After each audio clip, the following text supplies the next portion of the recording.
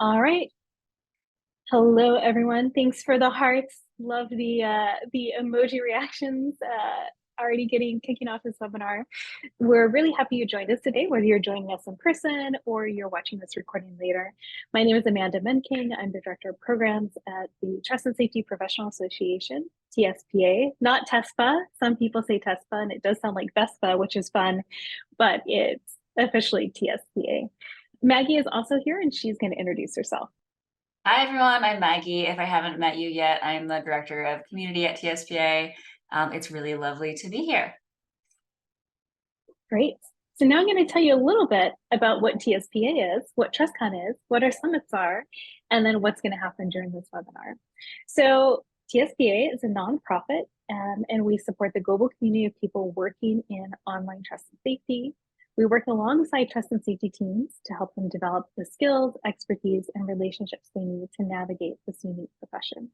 Having said that, online trust and safety, we know that some of those interactions, of course, bleed offline. So that's a part of this too. What is TrustCon? TrustCon is our annual conference. It's the only conference that we know of dedicated to trust and safety. In 2024, our third annual TrustCon will take place in San Francisco, California, July 22nd to July 24th. What are our summits? So in addition to TrustCon, we also host 2 regional summits each year. In the first part of the year, we host an EMEA summit in Dublin. And in the latter part of the year, let's say the fourth quarter, we host an APAC summit in Singapore. During our presentation, Maggie is going to speak more to how our summits differ from TrustCon and how to submit proposals for the upcoming EMEA summit. So what we're going to do is we're actually going to share a deck with you. This deck will also be available as a PDF for download after the webinar. So you'll receive, if you're here live, you'll receive a notice that the recording is available. You'll also receive a notice that the PDF of the deck is available. And if you're just watching the recording, you'll be able to find the PDF of the deck as well, a link on YouTube and on our website. So we'll be presenting for about 20 or 30 minutes, and then we're going to open things up for Q&A. As I said earlier, chat is disabled in this webinar format, but you can use the Q&A feature to ask questions, and you can ask questions anonymously too. So having said that, I am going to make sure that I share my screen and just what I want to share and not everything, hopefully. So Maggie, can you see the deck? I can. Yep. Wonderful. Amazing. You know how it is with Zoom. You always have to move things around so you can see what you need to see.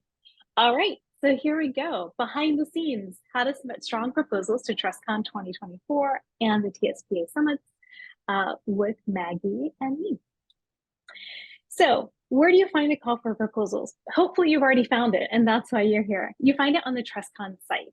So we have a dedicated site for TrustCon. It is separate from our TSPA site, and it's trustcon.net. And you'll see on the top level menu, there is a menu item that says program. You're going to click on that. You'll get a drop down that says call for proposals. And it's actually going to redirect you back to our TSPA site for now until we wrap up the call for proposals. So that's where you'll find it. And I just clicked off the wrong thing. All right. Please pay careful attention to the submission types when you read the call for proposals.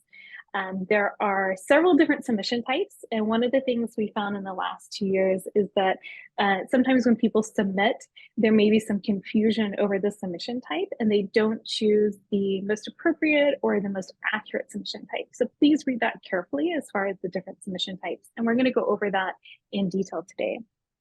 Also, for each submission type, there are important notes, and I encourage you to read those important notes because those will help you to submit a stronger proposal, paying attention to those important notes. And of course, at the very bottom of the page, there are FAQs.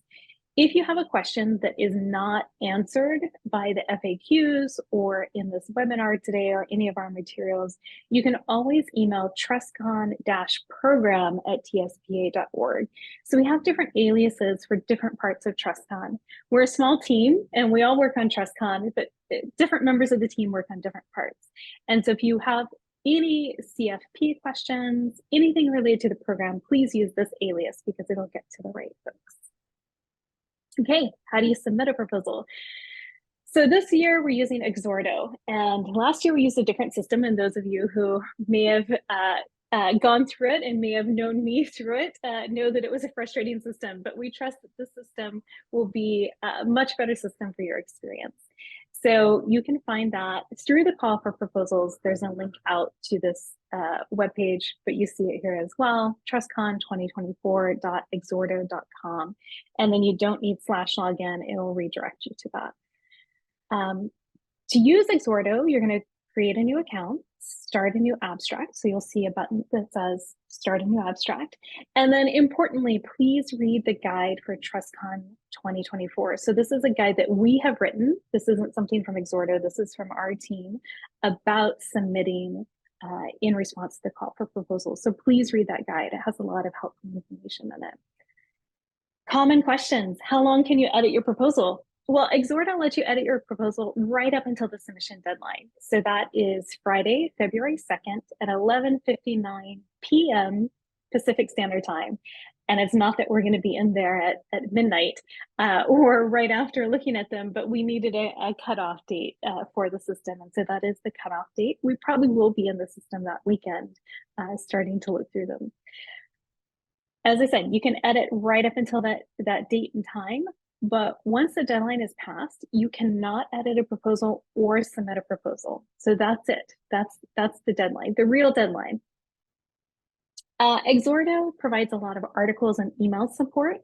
So if you are in the process of submitting a proposal and you have an issue with the platform itself, so it's not a question about the call for proposals or session types or things like that, it's actually Exordo. You can click on author articles, so you can access a knowledge base. You can also email support at exordo.com. So there's a ton of support this year for the system itself. I just used the word author. Who's an author? Well, this is not the usual terms we use at TrustCon. Exordo was built for academic conferences primarily. And so throughout the system, you will see the word author. For us and for our community, that might be a little bit different. It's not how we think about things. But just to be clear, in Exordo, when it says presenting author, that means the person presenting. So panelist, moderator, lightning talk or presentation speaker, or someone who's co-facilitating. So maybe a workshop co-facilitator. There's another term, corresponding author, and that means the person submitting the proposal, who will be the main point of contact. So if you're submitting a full panel, you will be asked if you are the corresponding author. So maybe you're submitting this full panel on behalf of someone else, or maybe you're organizing it. That's okay. You can put in the names of the other panelists as presenting authors, but you will need to designate someone to be the corresponding author. That will be the main point of contact, whether it's you or someone else. Registration, very important. I'll just cover this really quickly because this is mostly about submitting proposals, but you will register on the TrustCon site. And if your proposal is accepted, you will receive a speaker's discount. And so this year, to make things easier, we're offering the same discount to speakers who are both TSPA members and non-members. And so if your proposal gets in, you're going to get a discount, which is great. We are holding aside tickets for speakers. So we have a portion of our tickets held aside for speakers.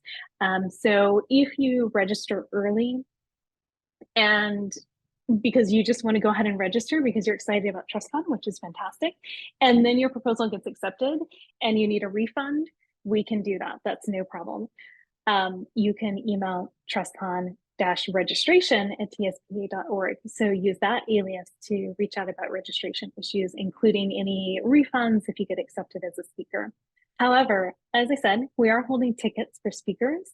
So if you want to wait until your proposal gets accepted so that you don't have to go through the payment and refund stuff, that's fine. There will be space for you.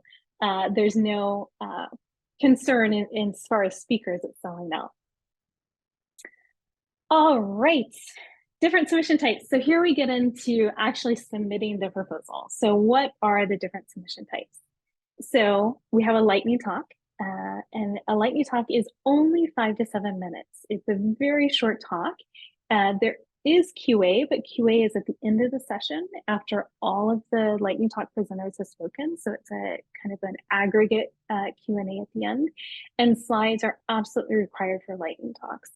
So really strong lightning talks are those that can be well scoped to 5 to 7 minutes, that have maybe 3 key takeaways or tell a succinct story about maybe your journey in trust and safety, or about a specific tool or a specific lesson learned. But it's really quick and punchy and to the point. That's the lightning talk. And you do have to submit slides in advance. There are often a lot of questions about this, about submitting slides late or plugging in your own laptop. What happens is we get those slides and we compile them in the order that you will present in that session. And then we give them to the hotel AV team so that they're ready to go, so that the decks can go one after another.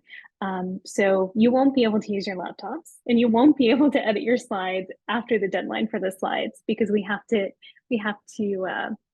kind of adhere to those deadlines, because there are knock-on effects if we don't.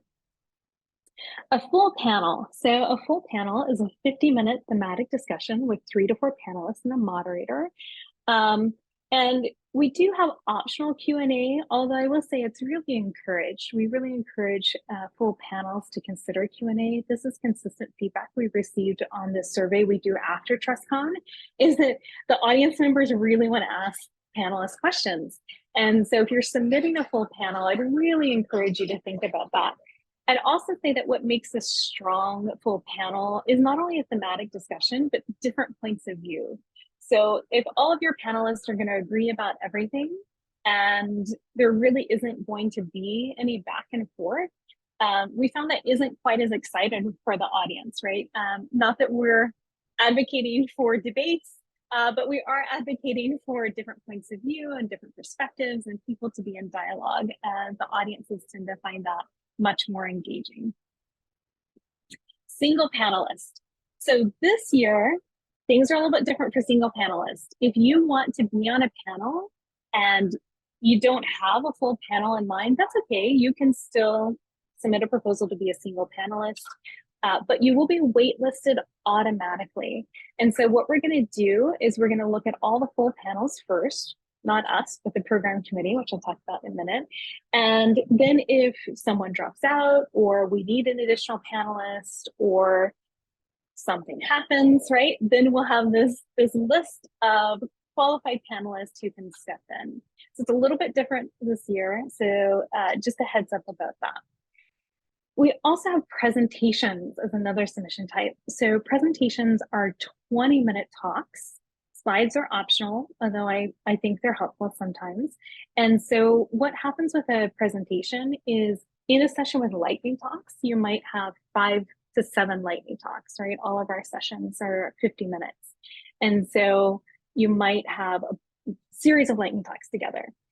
In a presentation session, you have 2 presentations paired together. We try to pair them sometimes thematically, if they're in a track, or different perspectives of it, the same kind of concept or idea.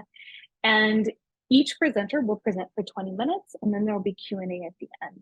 So presentations are lightning talks, and sometimes in the past, people have submitted things for lightning talks that would be better presentations, and vice versa.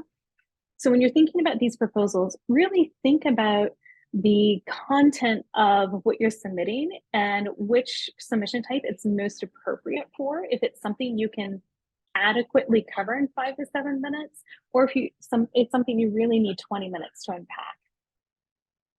Finally, we have workshops as a different submission type. So workshops are 90 to 120 minutes, and these are interactive and engaging sessions. So this should not be a presentation. This should be something where you're bringing people together and you're all going to be doing something. Some of the feedback we've gotten in the past is that maybe some of the workshops were just long presentations, right? People who sign up for workshops want to be engaged. They want to do something. So maybe there are small group breakouts, maybe there are activities, maybe there's a mapping activity. I don't know. That's up to you. But it needs to be engaging for the folks who sign up. And we will be requiring a post-workshop deliverable. So that can just be a readout or a share out, but something to think about, right? It's meant to be engaging, and it's meant to result in something for the participants. All right. Controversial topics next. How many speakers by submission type? So in the past, we have limited the speakers by submission type for a lot of reasons. So lightning talk, there's just one speaker. These go very, very quickly. There's really not enough time to share the stage. And so one lightning talk equals one presenter. Full panels, there should be 3 to 4 panelists plus a moderator, so 5 speakers in total. Sometimes a panelist will be both a panelist and a moderator, and that's okay. But really, we're looking for about 5 people max to be involved in a full panel. Single panelist, 1 speaker. That one's not too controversial. Presentation, we're also limiting these presentations to 1 speaker, so you should not have co-presenters. This is a question we get a lot about co-presenters. Sorry, no, we're saying no, we're saying 1 presenter per presentation. Maybe in future years, we might expand that. But right now, there are some very real reasons why we do that. And one is that we wanna make sure that we fit the venue, right? They're just venue logistics that we have to accommodate. We want to ensure that different people get different speaking opportunities. We also want to ensure that we hold to the schedule, so that sessions are well timed, that there's not time lost to trade off, etc. I come from an academic background, and so I'm quite used to one person presenting on behalf of a lot of collaborators. And I know that might not be the standard, but what I'd encourage you to do is if you're presenting or if you're submitting a proposal that's a presentation and it represents the work of the team, I would say, encourage someone to take that opportunity who doesn't get the opportunity to present a lot and include a slide in the deck that gives credit to everyone who is involved, all the collaborators on the project, right? But really and truly, this is a great opportunity for folks who are maybe more junior in their career or who haven't spoken or presented a lot and want to do so on behalf of their team. So we really encourage you to think about creative ways to address that limitation. For workshops, we have 2 co-facilitators max because it is a 90 to 120-minute session, and because we do want people to be engaged, workshops are allowed to have 2 co-facilitators. I see some questions are popping up in Q&A, and that's great. We will answer those during our Q&A session that will take place in a little bit. So what are the different tracks this year? Just a note that in Exhorto calls tracks topics. So don't be thrown by that when you go in to submit a proposal and you're looking for tracks and it says topics. That's just a nomenclature difference between the system and what we say. So this year, we would love to get submissions for the following tracks: engineering, investigations and intelligence, which is a new one, not new to trust and safety, but new to TrustCon, operations, partnerships, policy, product, research. And then we do have this option for no preference. We would ask that you use no preference sparingly. When we ask you what the track or what the topic is, we really want to know from you, the person who's submitting the proposal, who's the most appropriate audience? Who would be interested in this? And this is why it helps us. It helps us because we are going to assign your proposals to members of the program committee for review. And we want to assign things that would be interesting to engineering folks to people who have expertise to review engineering proposals. We also, it's super helpful for us when we're planning the agenda, because if we have enough high quality submissions that have been accepted that are for a particular audience, then we can group them together on a certain morning or a certain afternoon. And so do your best to identify the tracks, think about the audiences that are most appropriate for your proposal, and use that no preference option sparingly. The more information we get from you, the better the review process and the better the agenda turns out. All right, now what you really came for, what makes a strong proposal? All types of submissions benefit from details and data.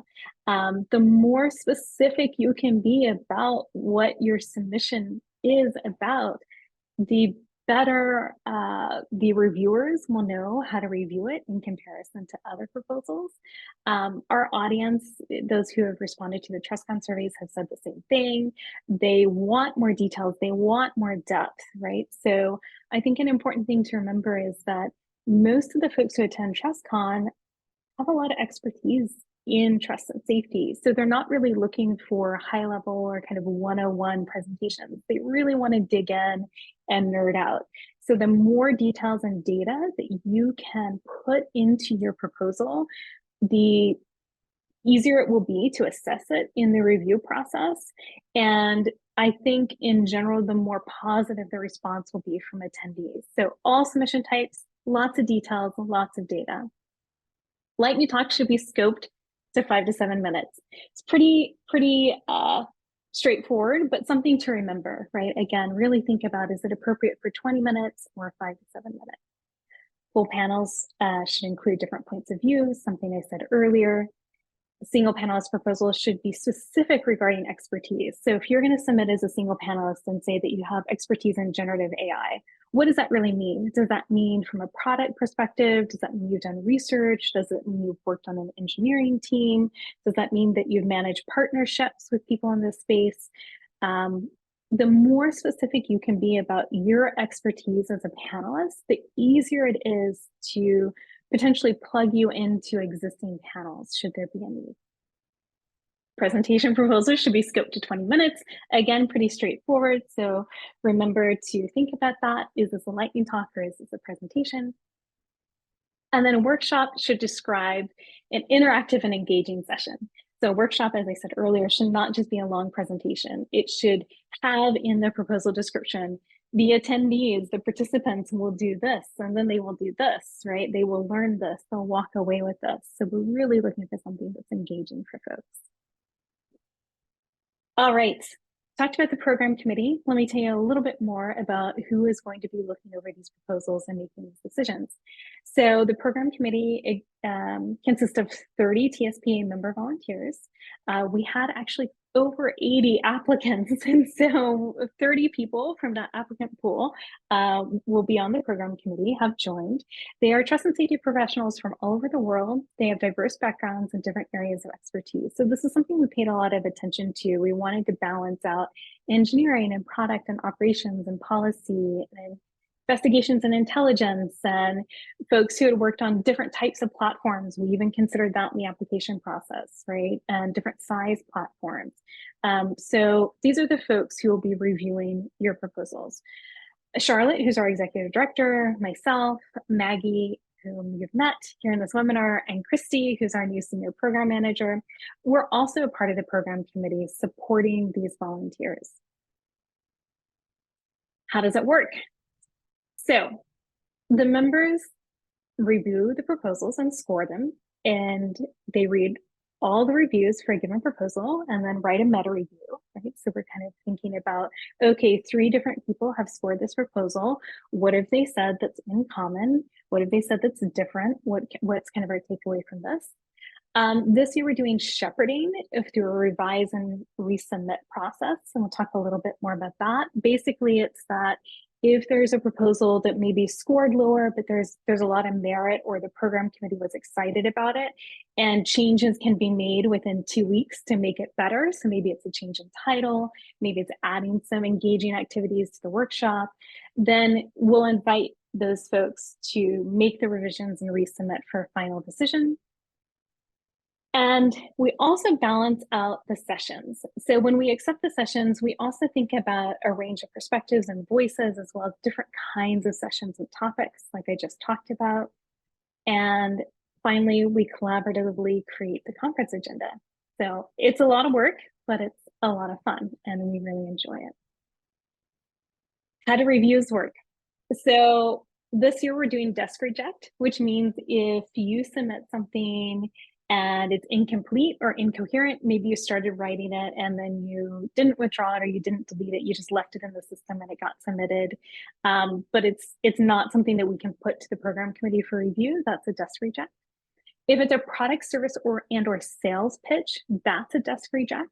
So I want to be clear, there is a space for this at TrustCon. So we have sponsorships, we have exhibitors, we have birds of a feather, we have a lot of opportunities for product, services, and sales to be involved, but not within the TrustCon programming, right? TrustCon programming should really be, people are giving their time out of their day to learn something new. And so it should really be that they are there, that they don't feel like a captive audience, right? That they're not getting a pitch instead of a content as far as a presentation, lightning talk, etc.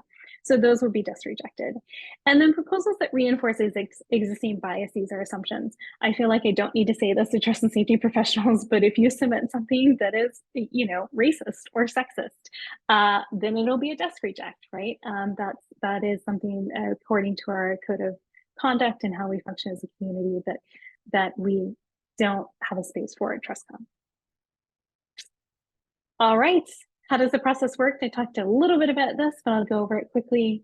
Each proposal receives 3 independent reviews. So the reviewers are not going to talk to each other about those proposals. They're just going to log into the system, see the proposals, do their reviews.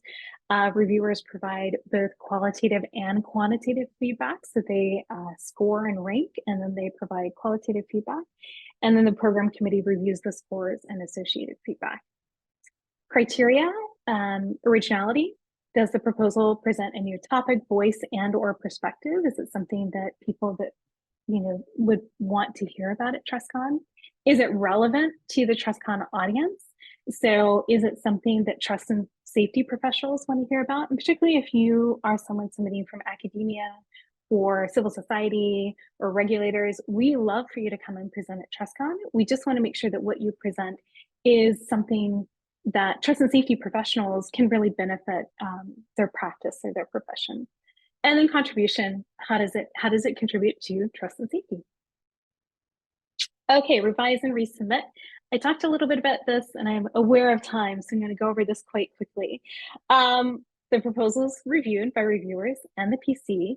If it receives a low score, but the program committee sees merit in it, then, and I should say, the program committee sees merit and believes that the appropriate changes can be made within 2 weeks, then the author is provided with the feedback and assigned a shepherd. So a shepherd is someone from the program committee who has said, I will work with folks to make their proposals better. And this is something we argued last year, and I think it went really well. And we're going to continue to do it. The author revises and resubmits within 2 weeks, and then the program committee makes a final decision. There will be more information about this both on the call for proposals page and on our website. I'm going to hand it over to Maggie. Hello. So we get a lot of questions about what are we doing on the back end? How are we weighing these proposals? What are we considering? And the criteria that Amanda laid out is the criteria that we consider, along with balancing the agenda. So there's the quality of the proposal and the criteria within the proposal. And then obviously we want to have a well-balanced agenda, which means that sometimes we have to reject proposals because there's many of a similar kind. Here's what is not factored into program selections. Corporate supporter status or TrustCon sponsorship. We owe being able to do this conference to these 2 groups of people. TSPA runs off of corporate supporters and TrustCon runs off of TrustCon sponsorship, and we are incredibly grateful for these 2 groups of people. It just doesn't factor into or give your proposal extra weight because we place a lot of emphasis on making sure that the opportunities to present are distributed across all level types, all companies, anyone who's a practitioner. One of the core beliefs that we have at TSPA is that everyone in this profession brings some kind of value, and we want to make sure that those opportunities are equal, and fair across groups. Next thing is being a VIP or big name in trust and safety. And first of all, I love that we have these now. We used to VIP. I love that we have VIPs within this profession that for a long time was sort of a motley crew of folks who weren't as connected as they are now. So I love our VIPs. And actually, many of them are presenters at TrustCon and have so much, they're VIPs for a reason. They have so much expertise and value to bring to the table. It's just not, again, something that brings extra weight to a proposal, just so that we can sort of distribute the proposals across all different levels. TSPA member status. And then a question we get a lot is like, hey, you have this amazing crew of program, people on the program committee. They must be given priority when it comes to getting their submissions accepted. Definitely not. We have a pretty robust system for making sure that folks who are on the program committee aren't reviewing their own submissions. So that we are keeping the process fair. And Amanda's very good on the conflict of interest piece. So we make sure that folks who are involved in the process are not being sort of given extra weight. So that's what is not considered in the program committee, or sorry, in the proposal process.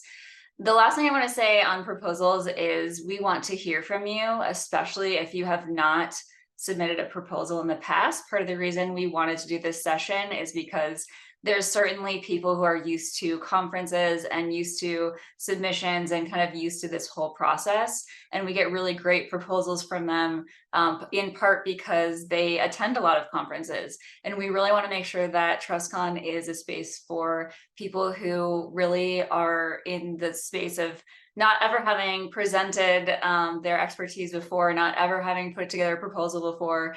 And so we're hoping that this is a space where you can ask those questions.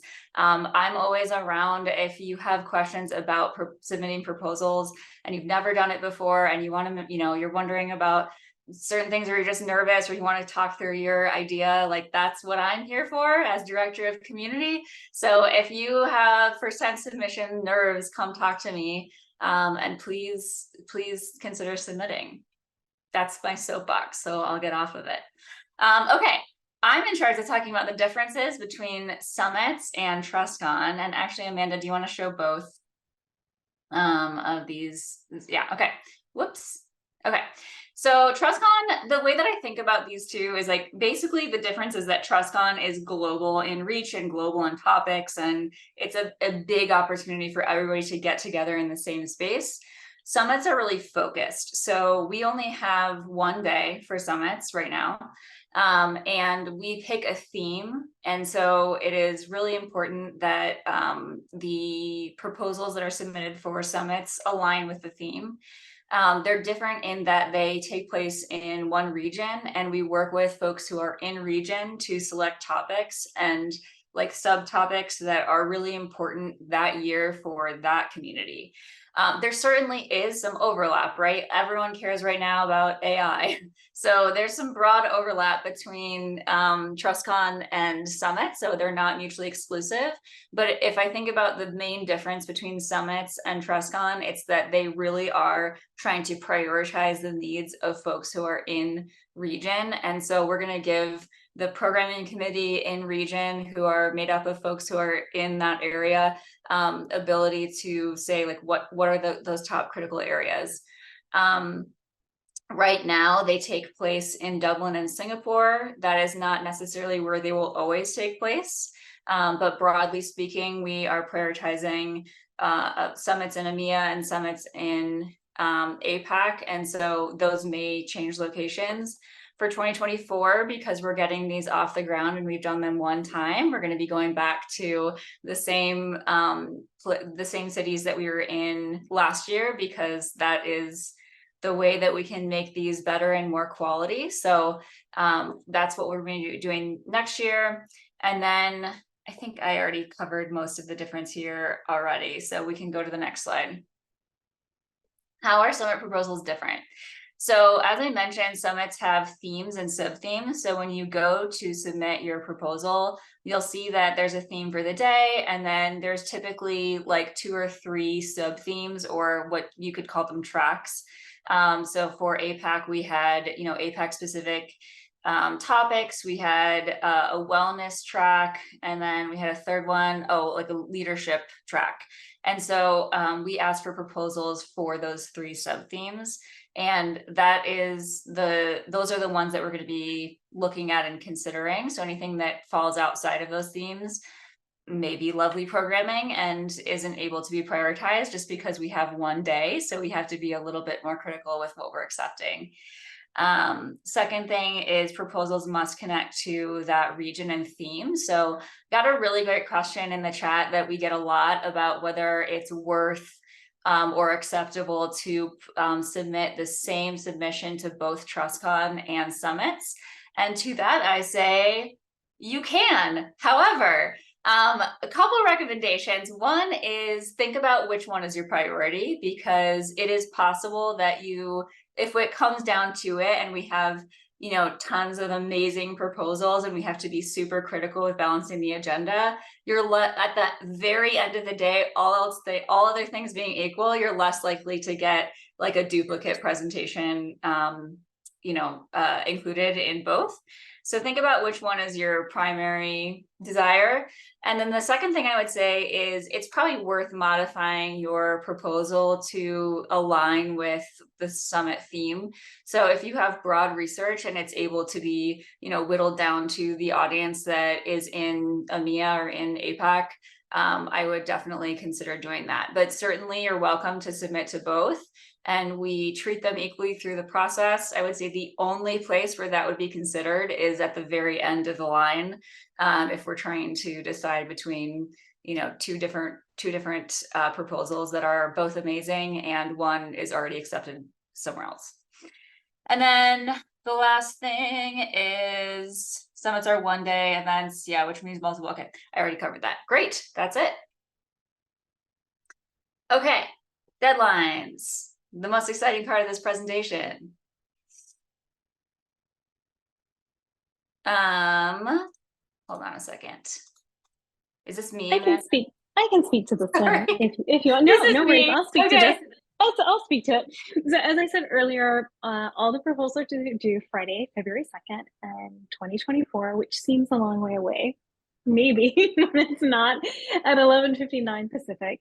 Deadlines cannot be extended because there are many dependencies. We often get a lot of questions like, can you just accept this over the weekend or on Monday?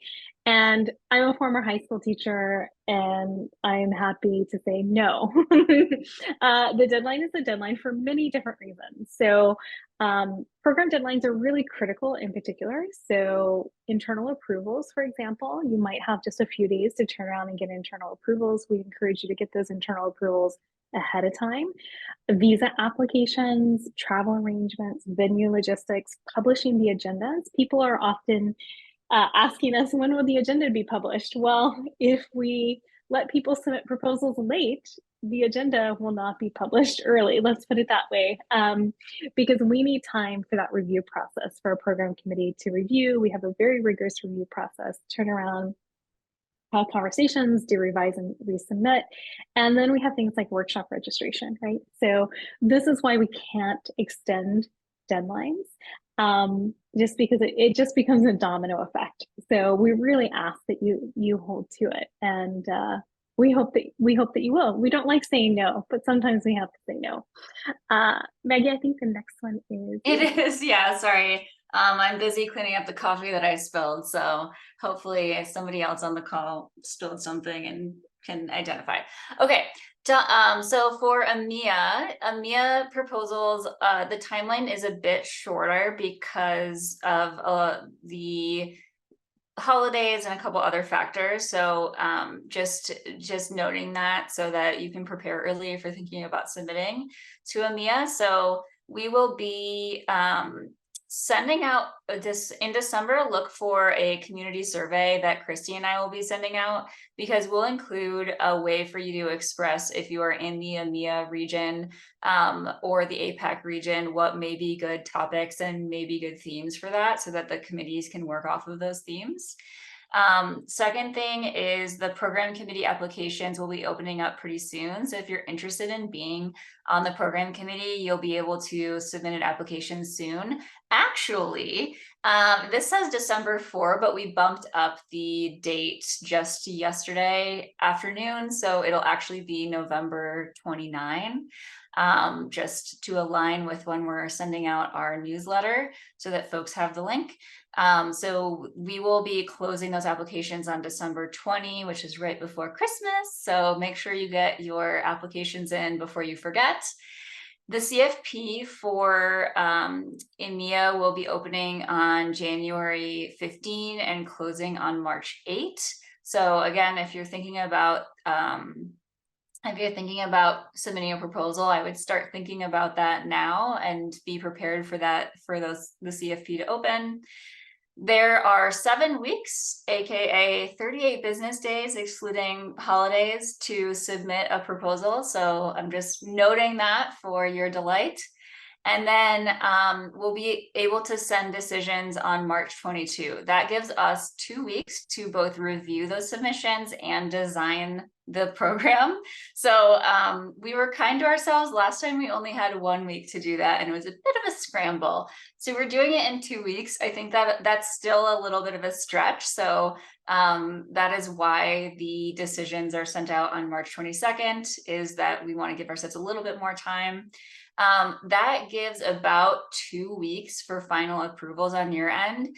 And I want to mention that because you'll want to start the approval process much earlier than that. So you'll want to start, most companies, it's, a couple months or something to get your proposal approved. So I would start, if you're submitting to EMEA, and this is true of TrustCon too, we really encourage you to be working through your internal processes early on and socialize the idea that you might be presenting early on, so that you're not scrambling sort of for final approvals in those last days.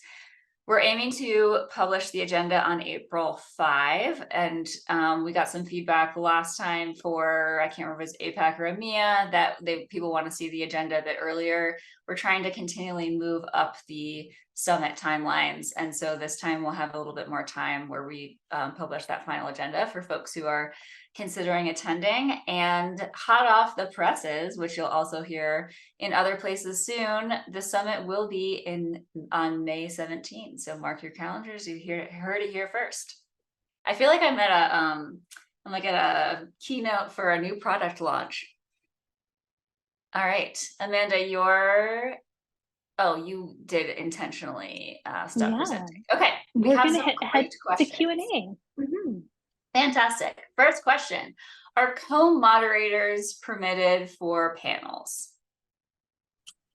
So yes, you can have co-moderators for panels as long as you only have 5 people max on the panel. So what that means is you might have 2 co-moderators and then 3 panelists, or you might have, as I said earlier, sometimes panelists will take the role of both moderator and panelist. That can be a bit tricky. I think some folks do it really well and some folks struggle a little bit more. So as long as it fits within those 5 folks, yes, you can have co-moderators. Second question: is there any sample of how this abstract should be? Is there maximum characters to write? It's my first time and I really want to submit my proposal. Well, that's exciting. Yeah, and I'm happy it's your first time and you want to submit a proposal. So proposals, descriptions will become your session description for TrustCon. So one thing you could do is go back and look at TrustCon 2023 at the program and look at the session descriptions and see which ones really draw you in and stand out. Those would be the best examples, I would say. And yes, there is a word count. I believe it's 300 words and it's in Exhorto. And so Exhorto will actually show you as you start typing your abstract how many words you have left.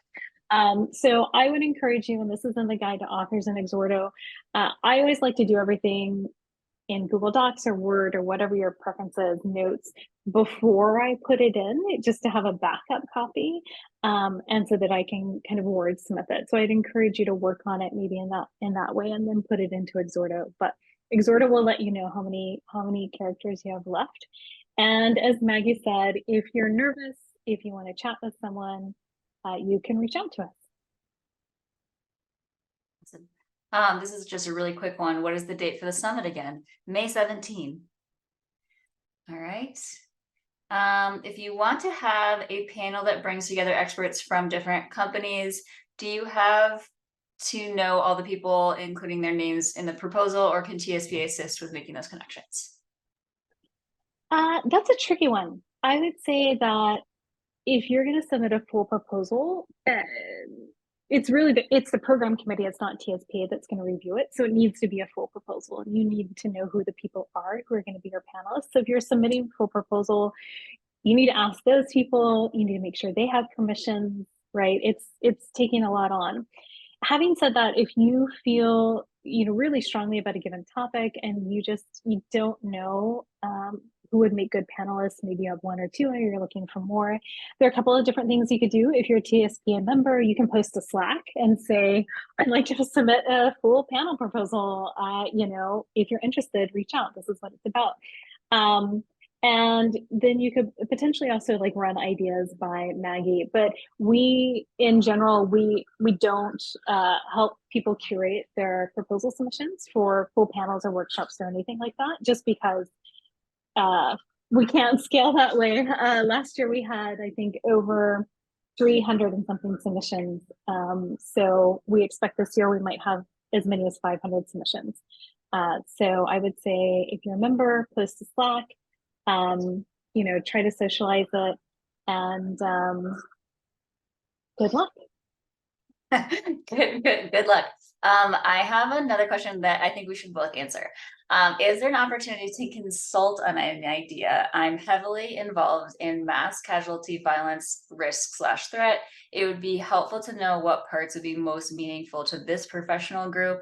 And if this name is familiar to me, and I think it's a person I know, I'm not totally sure, it could be a different person. And if it is a person who is sort of bridging the gap between expertise outside of trust and safety and wanting to kind of bring those in a way that I think would be helpful. But I'm curious what your opinion is. I think as far as consulting on the idea, I will actually defer to Maggie. Okay, great. I think it's fantastic. I think it's a little bit of a capacity issue. So just for some of you may know that we are a very small team across 2 nonprofit organizations. So I think it's a bit of a capacity issue. So I'll defer to Maggie. There is a capacity issue. Here's what I would say. I'm happy to try to talk with people who want to consult with ideas. I agree with Amanda that we are a small team of 7, so and soon to be 8. So take that for what it is. That being said, I also don't have every expertise in this entire community. So what I would try to aim to do in that conversation is speak broadly about what I think may be appealing to this group, but think through if there's anyone else in the community who would be interested in connecting with you. We prioritize connecting people to each other rather than trying to scale ourselves to this whole community. So I'm happy to connect, and I'm just Maggie at tspa.org. So feel free to reach out. As Amanda knows, I would love to talk to everybody in this community. Okay. Regarding it's not a matter of desire, it's a matter of course not. It's a matter of scalability for us. So it really is. Very true. It is capacity. Okay. Regarding the review process, there are 2 acceptances, quote unquote. First is the pre-approval by the shepherd, and then we need to resubmit following the suggestion. Is that, I think that person is asking if that's the case. Or just to help us clarify. Yeah, so basically what happens with the Revise and Resubmit is, so we get all the proposals together, and first we do the desk reject. So first we're like, okay, this is incomplete or unfinished, or it's a sales pitch, those are out. The program committee isn't even going to review those. And then the existing proposals that pass kind of that first bar are assigned to 3 different reviewers who are on the program committee, and they do the reviews independently. So they don't see each other's reviews. They score the proposal and they provide qualitative feedback. And then Exhorto, the system, actually shows us the scoring. So it creates a weighted distribution list, right, of all the proposals that have scored above, let's say it's above, I don't know, 3.78, right? Here are all the proposals, whatever we set for acceptance.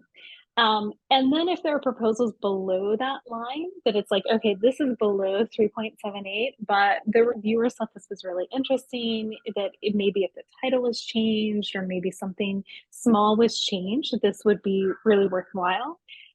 So basically we take those then that may have fallen below the cutoff, and we invite those authors to revise and resubmit. And then when we do, we'll send a message to you if this happens to be a case and say, here's the feedback from your reviewers. We think that this is still a strong proposal, even though it fell below kind of the cutoff. Do you think you can make these changes within 2 weeks? And if you say yes, then we assign a shepherd to you, and that person works with you one-on-one to help you make those changes. And then you submit it back, you submit the revised proposal, and then the program committee makes a final decision. I hope that clears it up. If it doesn't, you can reach out to me, Amanda at TSPA.org, or TrustCon-program at TSPA.org. Okay, we have one final question. And it's one that I love as the director of the Vibes Committee. Actually, somebody else is our events and comms coordinator, Crystal, is actually our director of the Vibes Committee. Okay, what are the other ways to participate that you mentioned? Birds of a feather was one. What else? And who is a best fit for any of them? Okay, where can we find them? So I can take this one. So we are working through all the different ways that you can participate in TrustCon outside of the main programming. So the programming takes the longest, and that is what we need to start on now so that people have time to submit and all those things. Another opportunity that is open right now is to sponsor Birds of a Feather. So those are social activities. They're typically hosted by a company, and they take place after the program, so in the evenings after TrustCon. Those are suited to anyone. Usually they're open to anyone, and you're able to sign up during the sign up process. We'll have like the links listed for those for you to sign up. So those are just social activities.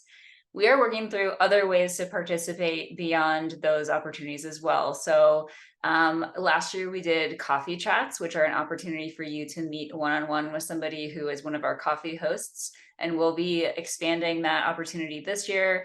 We're thinking through different opportunities for folks to have spaces for individual like connections, or just to retreat from a noisy conference area. We'll be thinking through, or we are thinking through right now, different like games that we can offer to play. Last year we did this thing called Trust Camp, where people gathered together and ate dessert and made friendship bracelets. And so we met yesterday to talk through a bunch of ideas.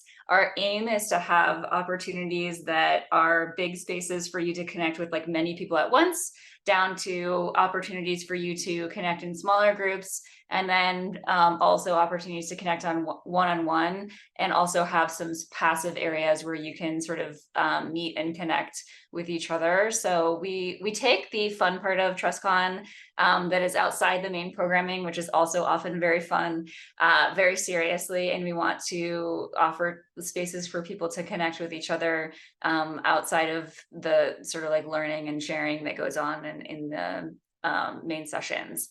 I'm trying to think of anything that I missed. I'm being a bit vague because we have not finished all of the ways that you can connect yet. We will be listing those on the main TrustCon website, and you'll be able to find them day of as well. All of these opportunities are really best suited for anyone.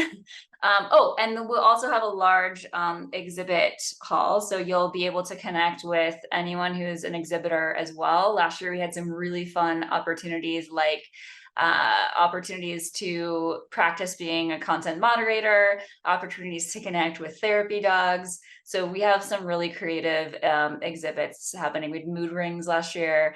So there's going to be a lot of fun stuff in the exhibit hall as well. And if you're interested, well, if you or your organization want to be an exhibitor or a sponsor, that's another way to get involved. So, yes, you know, we talked earlier about like sales or product or service pitches not being appropriate for the core program, but certainly there's an opportunity to sign up to be an exhibitor, to sign up to be a sponsor, to have booths, tables, etc. So there's that too. Someone just said, I'm so excited with many exclamation points. So this person sounds like it might be a like-minded extrovert alongside me, but we have spaces for everyone.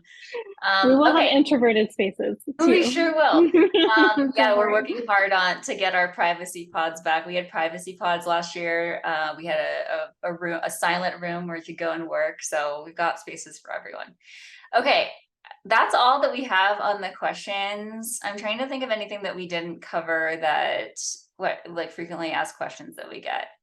I would say pay, as far as submitting proposals for TrustCon, pay really close attention to the call for proposals and that guide for authors. You know, we wrote it. Well, I wrote most of it, but other team members, I had all the other team members look over it and provide feedback, right? So it's really intended to give you the helpful information you need.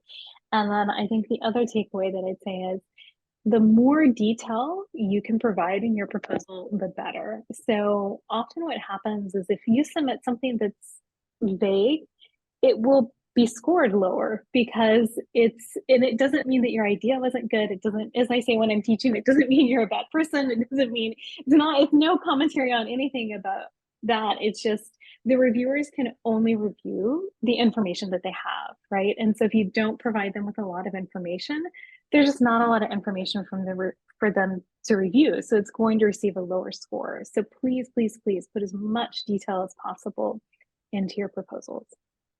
Yeah. Any other last minute questions? I love that we still have 25 attendees. You guys are great. You're staying the whole time. Okay. All right.